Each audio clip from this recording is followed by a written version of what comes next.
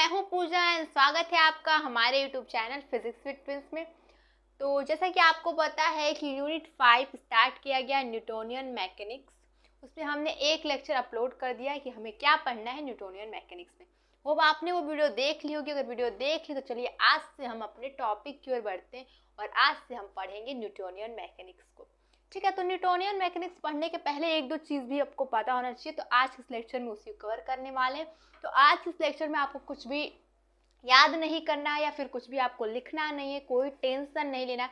सिर्फ बैठ के आपको इस लेक्चर को समझना है। और इस लेक्चर में हम क्या समझेंगे, इस लेक्चर में हम समझेंगे जैसे न्यूटोनियन मैकेनिक्स है तो न्यूटन ने दिया है, ठीक है, न्यूटोनियन मैकेनिक्स को। तो जो न्यूटन का फिजिक्स है, न्यूटन के फिजिक्स के पहले क्या था, फिजिक्स कैसा था और न्यूटन के फिजिक्स तक हम कैसे पहुंचे, ये सब हम क्या करेंगे आज के इस लेक्चर में देखेंगे। जैसे आज का हमारा टॉपिक भी है review of historical development of mechanics up to Newton, यानी कि न्यूटन का जो भी फिजिक्स दिया है न्यूटन ने वहां तक हम कैसे पहुंचे, यानी कि जो भी न्यूटन के पहले की फिजिक्स है वो सब आज के इस लेक्चर में हम कवर करने वाले हैं।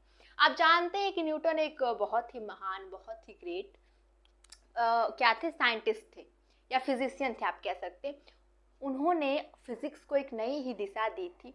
बट उसके पहले तो ऐसा नहीं कि फिजिक्स नहीं था, फिजिक्स उसके पहले भी था। तो उसको आज के इस लेक्चर में कवर करने वाले हैं। तो आप जानते हैं कि हमारे ऋषि मुनियों ने भी फिजिक्स का बहुत फिनोमेना बताया है। जैसे कि आपने देखा होगा जो भी एटम का जो भी परिकल्पना है उसको ऋषि कराड ने दिया था।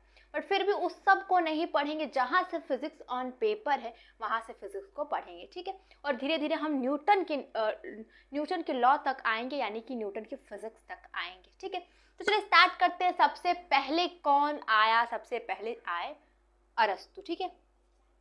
चलिए उसके पहले ये देखते हैं कि फिजिक्स को समझने से पहले ये अरस्तु या फिर जो भी आए होंगे फिजिक्स, न्यूटन के पहले जो भी फिजिक्स था या फिर जो भी फिजिशियन थे या जो भी एस्ट्रोनॉट थे, उसके पहले ये समझ लेते कि फिजिक्स क्या होता है, ठीक है।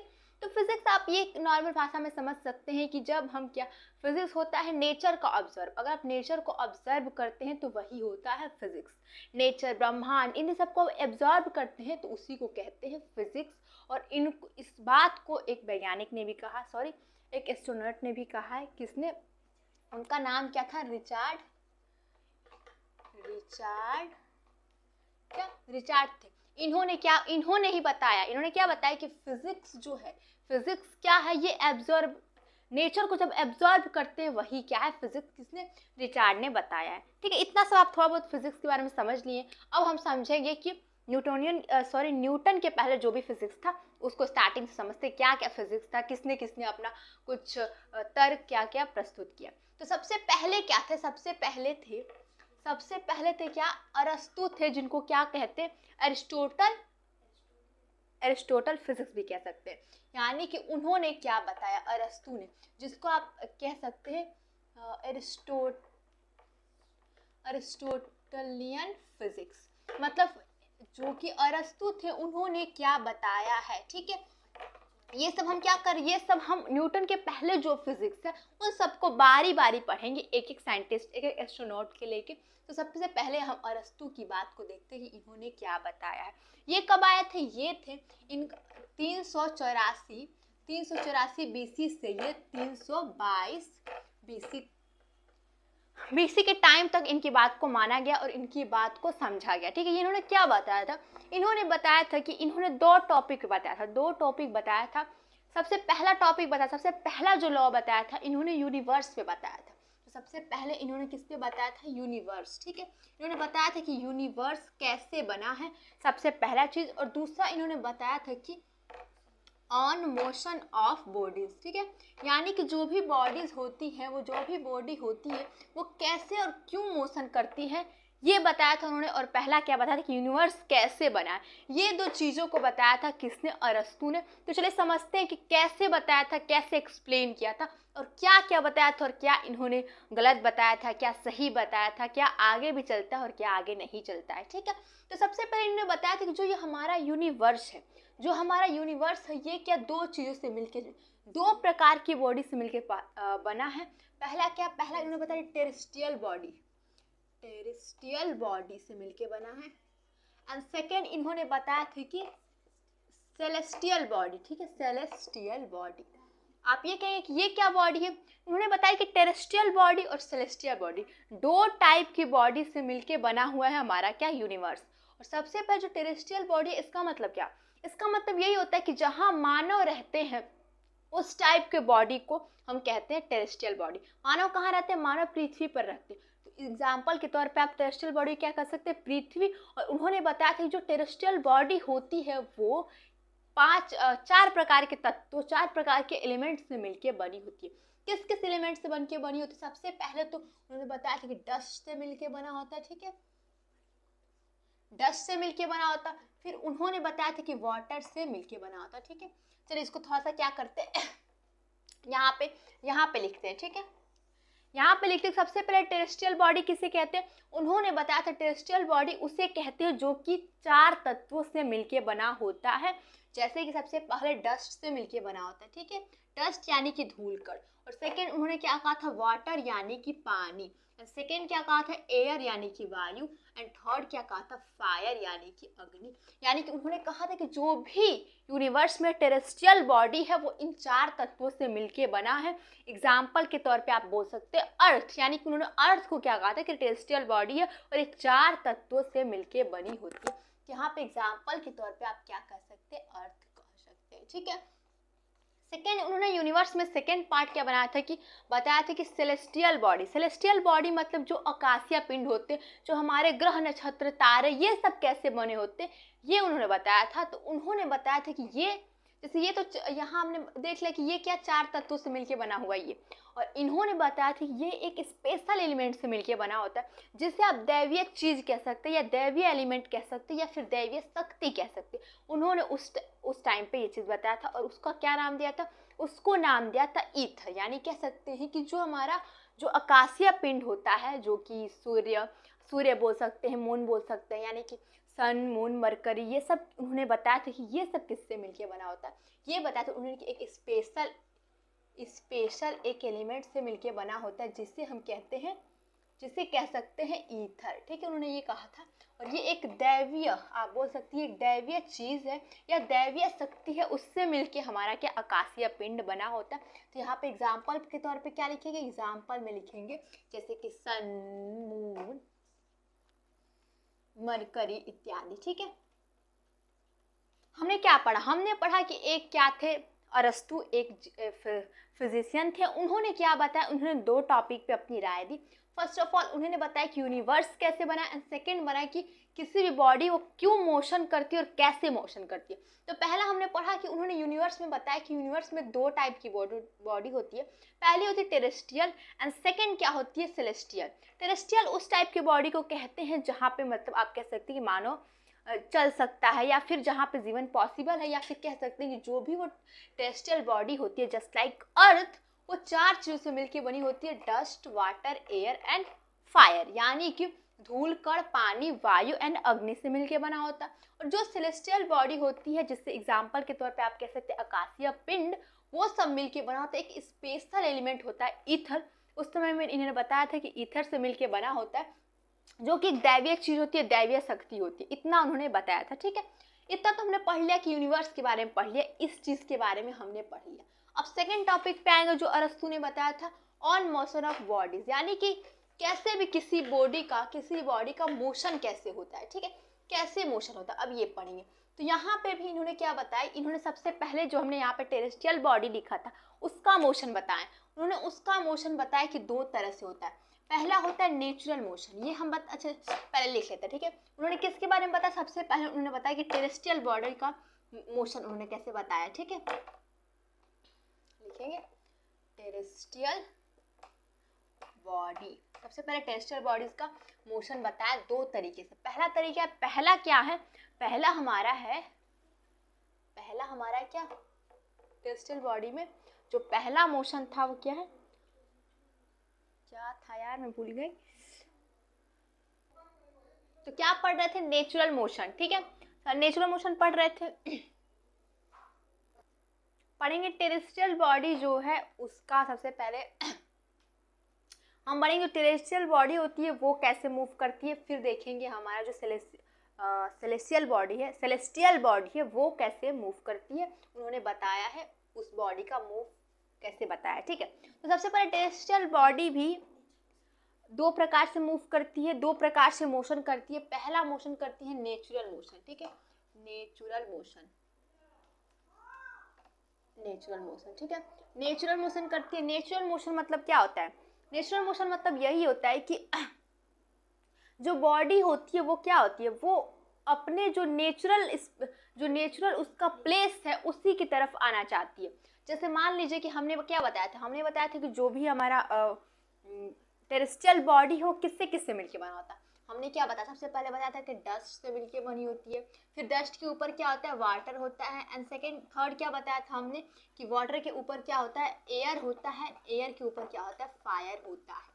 यानी कोई ऐसा एक बॉडी ले, यानी कि हम डस्ट का एग्जांपल लें, यानी कोई एक पत्थर का टुकड़ा ले, पत्थर का टुकड़ा ले और उसको क्या करें, हम उसको ले पत्थर का टुकड़ा और उसको छोड़ देंगे बिना कोई फोर्स लगाए, बस उसको छोड़ देंगे, तो वो क्या करेगी, अपने जो अपना प्लेस है वहाँ आने की कोशिश करेगी।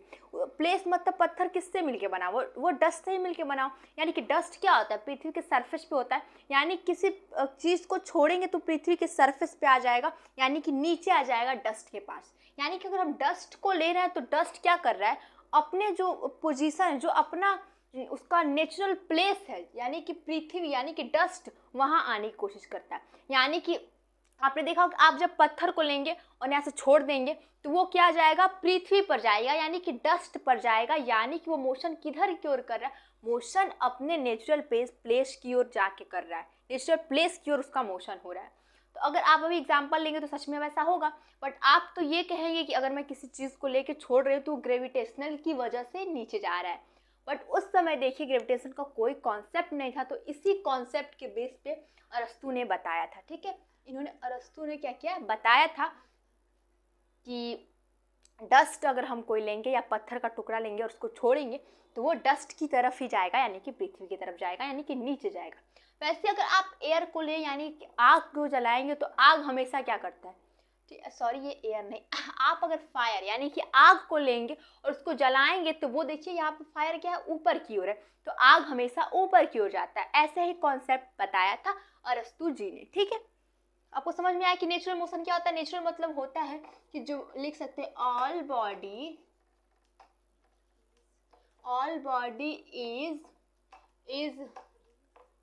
इज वांट्स टू, लिख सकते हैं wants to go towards its natural place लिख सकते हैं, ठीक है। यानी कि अपनी नेचुरल प्लेस की ओर जाने की कोशिश करती है, यानी कि तो उसे कहते हैं कि नेचुरल मोशन वो कर रही है। बट अगर आप ऐसे करें किसी पत्थर के टुकड़े को ले और उसको क्या करें, तेजी से फेंके ऊपर की ओर, तब तो वो ऊपर जाएगा, यानी कि उसका नेचुरल प्लेस क्या है, नीचे है। बट आप क्या करें, उसके विपरीत मोशन करा रहे हैं, यानी कि आप अननेचुरल मोशन करा रहे हैं। अब जब अननेचुरल मोशन कैसे होता है ये बताएं, अब ये हम बताते हैं, ठीक है। अननेचुरल मोशन, दूसरा क्या है, अननेचुरल मोशन मतलब क्या होता है कि आप नेचुरल मोशन के विपरीत अगर कोई बॉडी मोशन करे तो उसको कहेंगे कि अननेचुरल वो मोशन है, ठीक है। जब कोई भी बॉडी अपने नेचुरल प्लेस की ओर न जाके किसी और प्लेस में जा रही है तो उसे हम कहेंगे कि उसका अननेचुरल मोशन है। तो इसका उन्होंने क्या कॉन्सेप्ट दिया हो कि अननेचुरल मोशन कैसे होता है, तो उन्होंने बताया कि अननेचुरल मोशन ऐसे होता है,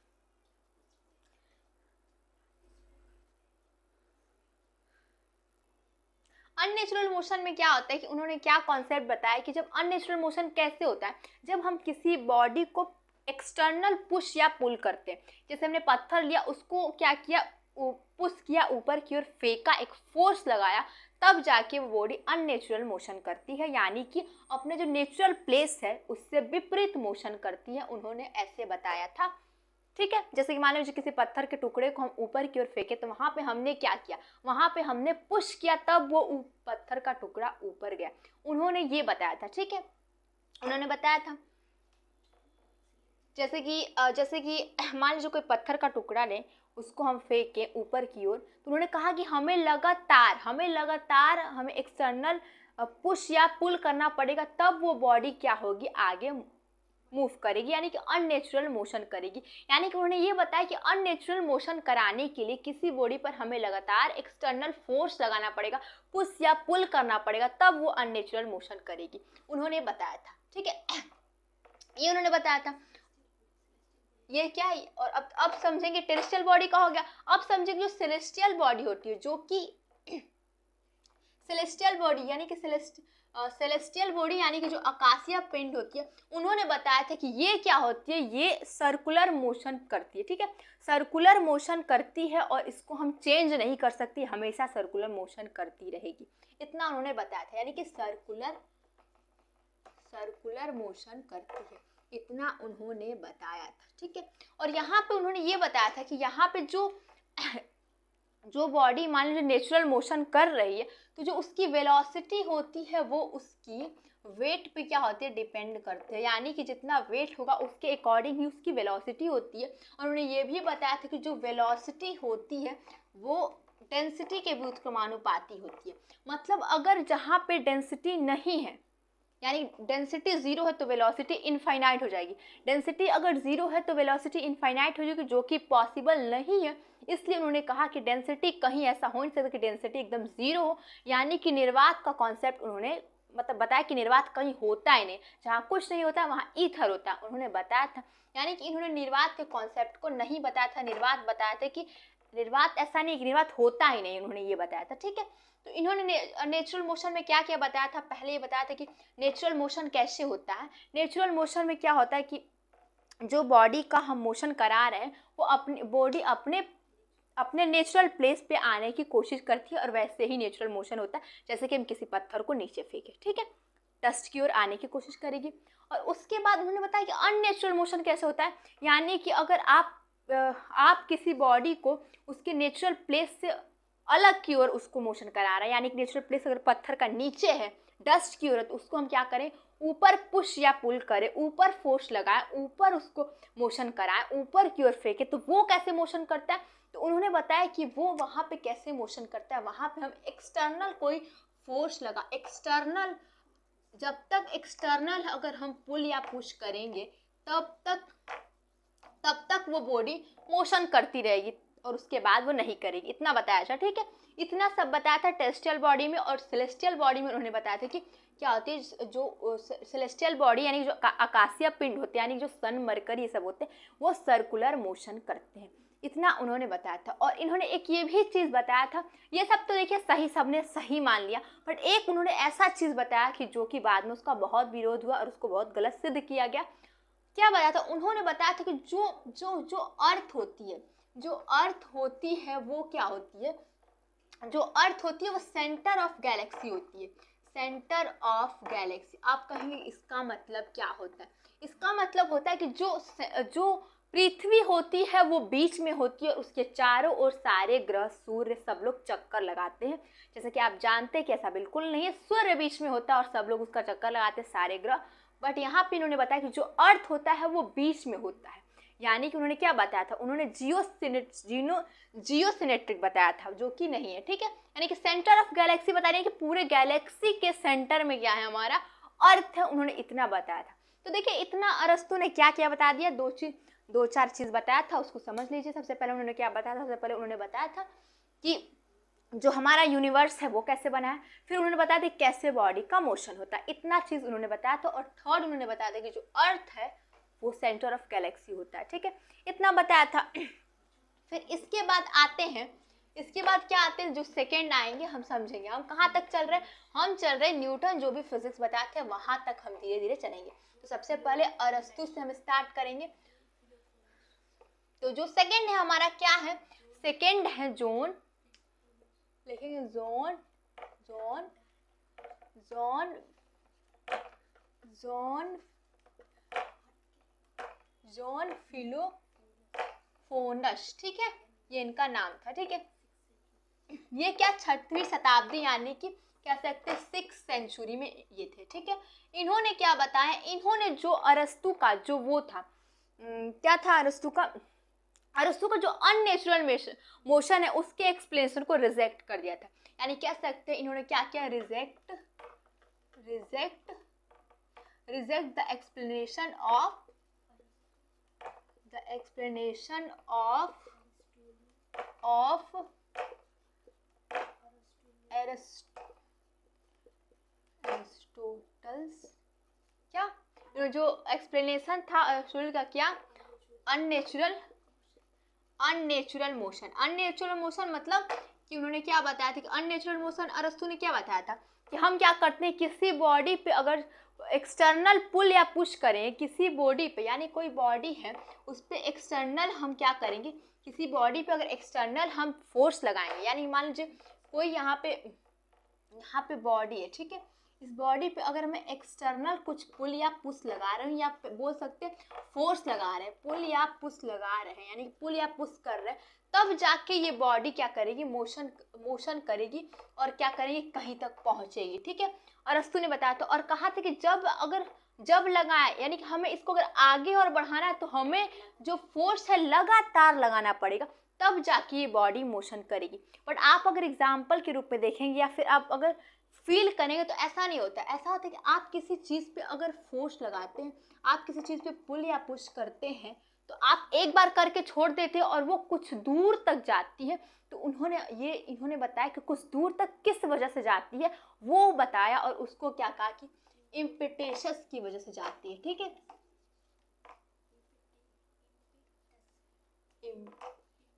इम्पेटेशस की वजह से जाती है, यानी कि इन्होंने क्या बताया था, अरस्तु ने बताया था कि किसी बॉडी को अननेचुरल मोशन कराना है तो उसमें मुझे लगातार फोर्स लगाना पड़ेगा, यानी कि लगातार पुल करना पड़ेगा, तब वो बॉडी आगे मोशन करेगी।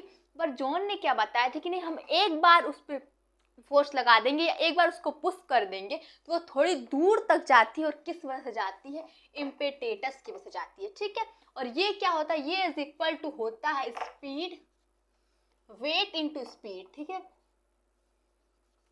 वेट इंटू स्पीड, ठीक है, ये होता है, ठीक है।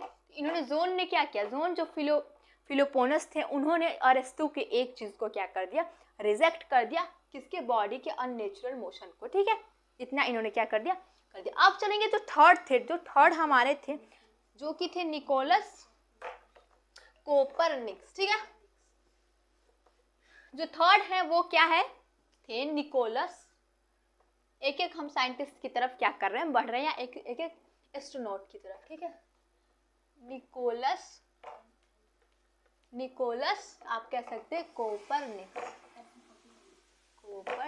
ठीक है, ठीक है। ये क्या थे, ये एक चर्च के क्या कह सकते हैं कि पुजारी थे, ठीक है, चर्च के पुजारी थे।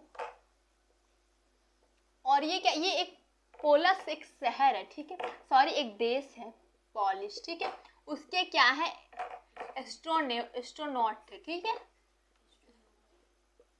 इन्होंने क्या बताया था, इन्होंने सबसे अच्छी चीज बताई थी, और इन्होंने एक अरस्तु ने बताया था कि जो पृथ्वी होती है वो बीच में होती है, यानी कि सेंटर ऑफ गैलेक्सी बताया था। जो अर्थ होती है वो सेंटर ऑफ गैलेक्सी होते हैं, यानी कि सारे जो ग्रह होते हैं उसके चक्कर लगाते हैं, उसको इन्होंने क्या कर दिया, रिप्लेस कर दिया, यानी कह सकते इन्होंने क्या रिप्लेस किया,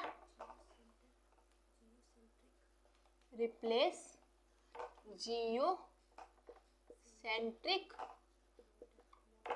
मॉडल। जियोसेंट्रिक मतलब जो पृथ्वी है वो बीच में है, इस मॉडल को क्या कर दिया, रिप्लेस कर दिया टू हेलियोसेंट्रिक मॉडल, ठीक है, इससे क्या कर दिया, रिप्लेस कर दिया। आप कहेंगे कि ये हेलियोसेंट्रिक मॉडल क्या होता है, हेलियोसेंट्रिक मॉडल मतलब इन्होंने सही बात बताई कि जो सन होता है वो क्या होता है, बीच में होता है, और उसके चारों ओर सारे ग्रह होते हैं, ठीक है। और यहाँ पे इन्होंने क्या बताया, इन्होंने क्या कह सकते, अरस्तु ने बताया था कि जो पृथ्वी होती है वो क्या होती है, बीच में होती है, ठीक है। तो उसके इस मॉडल को उन्होंने रिप्लेस कर दिया और हेलियोसेंट्रिक मॉडल लाया, और हेलियोसेंट्रिक मॉडल मतलब सन बीच में होता है। उन्होंने इस बात को क्या किया, एब्जॉर्व किया। उस समय तो माइक्रोस्कोप नहीं था कि हम, सॉरी माइक्रोस्कोप कह रहे हैं, टेलीस्कोप नहीं था कि हम देख सके कि कौन बीच में है, कौन इधर है, क्या होता। इन्होंने क्या अपने नंगी आंखों से, नेक्ड आईज से इसको एब्जॉर्ब किया था। आप कहेंगे ये कैसे, जैसे उन्होंने दिनों रात वो आकाश की तरफ देखते थे, दिनों रात किसी तारे को या फिर किसी चीज़ को लेके वो क्या करते थे, एक क्या एब्जॉर्ब करते थे, और एक कह सकते हैं कक्षा बनाते थे, फिर सोचते थे उसको फिगर पे बनाते थे। इस तरह से उन्होंने क्या एब्जॉर्ब कर लिया, किसने, निकोलस क्या कह सकते हैं कोपरनिकस ने क्या किया, एब्जॉर्ब कर लिया कि नहीं सन बीच में होता और पृथ्वी या सारे जो ग्रह होते उनके चक्कर लगाते। बट ये क्या, हमने क्या किया, ये क्या है, चर्च के क्या थे, पुजारी थे। और उस समय क्या थे, यूरोपियन सभ्यता थी, यूरोपियन सिविलाइजेशन थी। तो उस समय आप जानते हैं कि चर्च की बहुत महान, मतलब चर्च बहुत प्रसिद्ध था और उसके खिलाफ कुछ भी नहीं बोला सकता। और चर्च में आप जानते हैं क्या, बाइबल चलता है, और बाइबल में लिखा है कि जो पृथ्वी है वो क्या है, बीच में है। तो उस चीज़ को, बाइबल में जो लिखा है उसको ये अगर जाके किसी से कहें कि नहीं बाइबल में गलत लिखा है, पृथ्वी बीच में नहीं होती है, सन बीच में होता, तो इनको क्या कि इनको धर्म के नाम पे कहें कि ये गंदगी फैला रहे हैं और इनको मार दिया जाता। और इसी डर से इस बात को इन्होंने प्रकाशित नहीं किया, इस बात को अपने दोस्तों को बताया, दोस्तों ने भी कहा किसी को मत बताओ, प्रकाशित मत करो, अदरवाइज तुमको मार दिया जाएगा। ठीक है, तो इन्होंने क्या किया, इस कॉन्सेप्ट को बस इन्होंने क्या किया, इन्होंने एब्जॉर्ब तो कर लिया बट किसी को कुछ नहीं बताया इन्होंने। ठीक है, तो फिर क्या हुआ, आप कर सकते, जब ये 68 साल के हुए, इनकी जब मृत्यु होने वाली थी, बहुत ज़्यादा बीमार थे, तो इन्हीं के एक समकक्ष थे, एक एस्ट्रोनॉट बोल सकते जो कि दूसरे देश में थे, जिनका नाम था रेडिकस। वो इनसे मिलने आते हैं, तब ये बताते हैं कि हमने एब्जॉर्ब किया, और एब्जॉर्ब किया है तो हमने ये पाया है कि जो पृथ्वी होती है वो बीच में नहीं होती, यानी कि जो जियोसिनेट्रिक मॉडल गलत है, हेलियोसिनेट्रिक मॉडल सही है।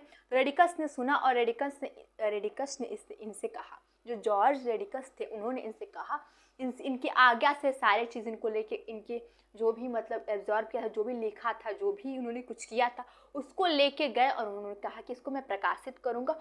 तो इन्होंने क्या कर, आज्ञा दे दी, इनकी आज्ञा पर ही गए थे। ठीक है, तो प्रकाशित हो गया। और ये जो क्या कर रहे थे, ये जो जो निकोलस कोपरनिकस थे, ये वेट कर रहे थे कब मेरी बुक पब्लिश होगी और कब मैं देखूंगा। फिर ऐसे ही क्या, बुक पब्लिश हो गई। इन्होंने क्या कर लिया, उस बुक को जब इनके पास लाया गया तो ये बहुत ही वृद्ध हो चुके थे, ये मरने के कगार पे आ गए थे। फिर भी अपने बुक को इन्होंने देखा और बहुत ही खुश हुए, और ये क्या, बुक को बहुत दिनों तक सीने से लगाए रहे। उसके बाद कुछ दिन बाद इनकी मृत्यु हो गई। ठीक है, ये चीज़ हो गया। और उसके बाद क्या हुआ, उसके बाद एक और एस्ट्रोनॉट आते हैं, ब्रूनो। उन्होंने क्या किया, उन्होंने इस बुक का बहुत समर्थन किया। बुक का नाम क्या था, बुक का नाम था द रेवोल्यूशन। ठीक है, क्या नाम था, द रिवोल्यूशन बुक का नाम था। इन्होंने, जो ब्रूनो थे वो पॉलिश शहर में, जो ब्रूनो थे एस्ट्रोनॉट, जो ब्रूनो थे, उन्होंने पॉलिश शहर में इसको बहुत ज़्यादा क्या किया, समर्थन दिया, बहुत ज़्यादा इसका समर्थन किया, इस बात को सबको बताया, सबको फैलाया और बहुत प्रकाशित भी किया पॉलिश शहर में। ठीक है, तो क्या हुआ, ब्रूनो के साथ वही जिसका डर था, किसको, कोपरनिकस को, वही चीज़ हुआ। ब्रूनो को क्या कर दिया गया, उनकी हत्या कर दी गई, उनको बीच सड़क में उनमें मिट्टी का तेल छिड़क के उनको जला दिया गया। क्यों, क्योंकि लोगों को लगता था कि ये धर्म के नाम पे सबको क्या कर रहे हैं, मतलब बाइबल को झूठा दिखा रहा है। ठीक है, तो इसलिए क्या कर दिया गया, ब्रूनो को क्या कर दिया, मार दिया गया। ठीक है, यानी कह सकते हैं कि जो भी फिजिक्स आज हम पढ़ते हैं उसमें बहुत सारे साइंटिस्ट, बहुत सारे फिजिशियन, बहुत सारे एस्ट्रोनॉट का हाथ है, उन्होंने अपनी जान भी गंवा दी। और आज हमें ये चीज़ हमें पता चला है कि पृथ्वी नहीं सन बीच में होता है, यानी कि उन लोगों का बहुत ज़्यादा हाथ है, आप ये कह सकते हैं। ठीक है, इसके बाद आए एक और जो कि एक थे, सबसे पहले हम दो और स्टूडेंट लोग लेंगे जो कि साथ में काम करते थे। ठीक है, सबसे पहले क्या, एक थे टाइको एक ब्राहे थे। अब नाम कुछ भी हो सकता है, थोड़ा सा अगर प्रोनाउंसिएशन में कुछ गलत है तो कोई बात नहीं, ठीक है, आप लोग समझ जाएगा। और एक थे आप बोल सकते हैं केपलर थे। ठीक है, केपलर, ये तो आप लोग समझ सकते हैं, केपलर थे। ये क्या थे, ये देखिए आप मान सकते हैं, ये गुरु थे और ये क्या थे, शिष्य थे। ठीक है, मतलब ये क्या करते, ये किसी भी चीज़ को एब्जॉर्ब करते हैं, और ये बहुत मैथमेटिशियन थे, आप कह सकते हैं, फिजिशियन भी कह सकते हैं, मैथमेटिशियन भी कह सकते हैं। यानी कि कोई भी चीज़ ये एब्जॉर्ब करते थे और ये उसका मैथमेटिकल फॉर्मूला निकाल के उसको प्रूव करते थे। कौन केपलर। ठीक है, तो इन्होंने भी क्या किया, इन्होंने भी जो जियोसिनेट्रिक जो मॉडल है उसको नकारा, और उन्होंने हेलियोसिनेट्रिक मॉडल को इन्होंने एक्सपेरिमेंटली क्या किया, प्रूफ किया। बट उस समय भी टेलीस्कोप नहीं था, टेलीस्कोप से नहीं, ऐसे एब्जॉर्ब करके इन्होंने प्रूव किया, और उसको मैथमेटिकल रूप किसने दिया, केपलर ने दिया। ठीक है, और एक और चीज़ इन्होंने बताया, केपलर ने ये बताया कि जो पाथ होता है क्या क्या कह सकते हैं, सेलेस्टियल बॉडी का जो पार्ट होता है वो क्या होता है, सॉरी, जो अर्थ का पार्ट होता है वो उन्होंने बताया कि ये क्या होता है, इलिप्टिकल होता है।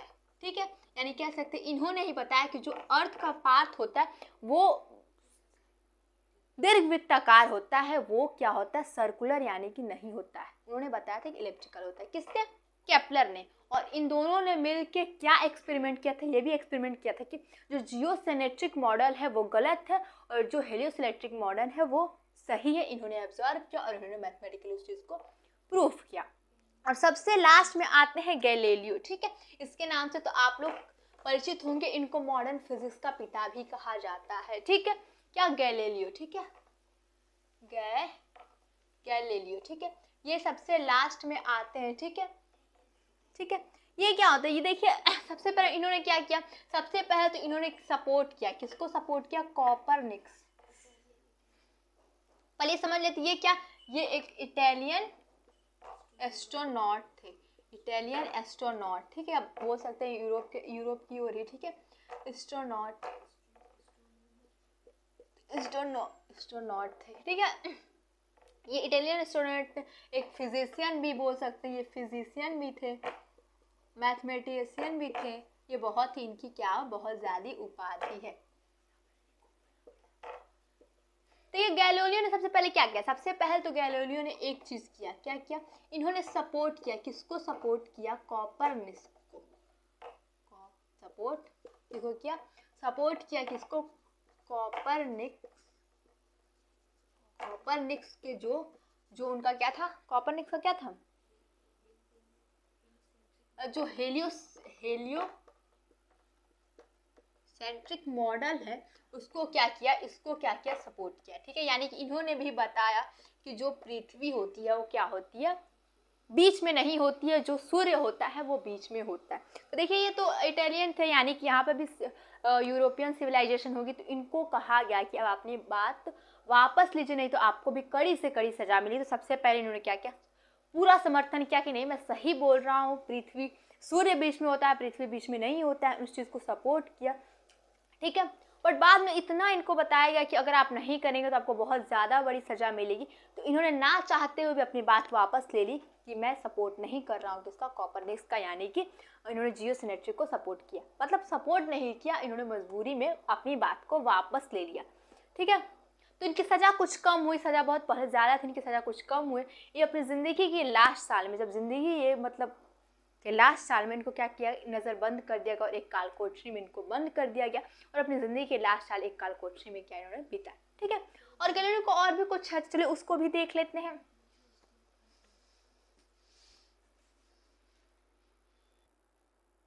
देखिए गैलीलियो ने सबसे पहले सपोर्ट किया कॉपरनिकस को। ठीक है, और उन्होंने सेकेंड क्या किया, गैलीलियो का एक लॉ ऑफ मोशन भी है, उन्होंने और भी कुछ दिया।